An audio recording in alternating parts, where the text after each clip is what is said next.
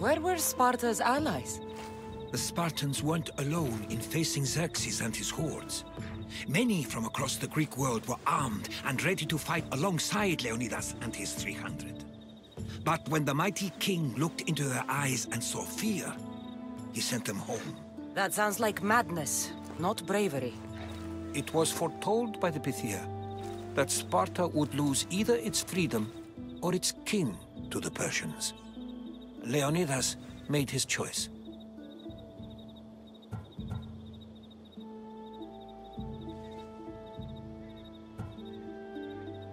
What happened to the traitor, Ephialtes? King Xerxes paid him well, but treachery breeds treachery. A contract was put on his head, and he died as he lived. A coward.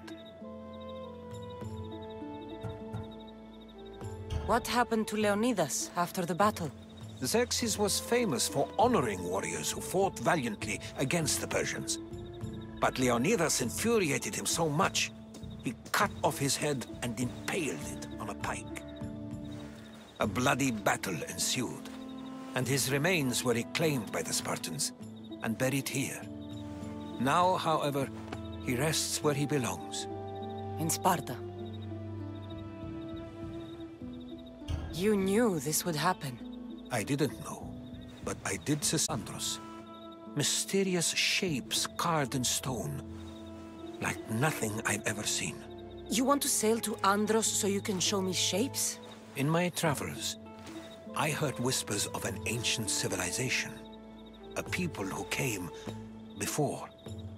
Your spear and that place are connected.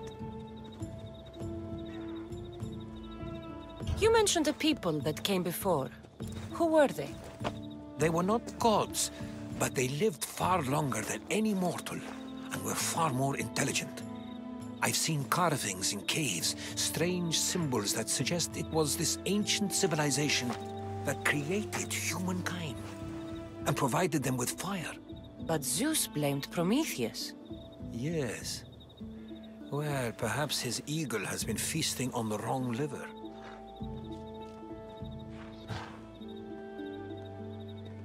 The spear awakened to you, Herodotus.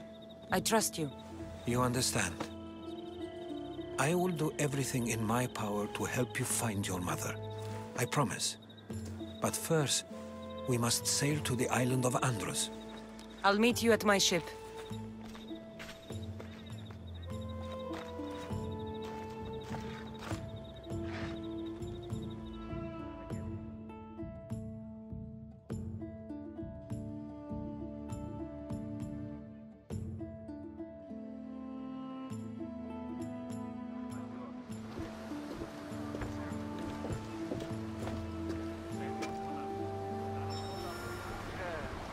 Welcome aboard the Adrestia, Herodotus. Put you on mine.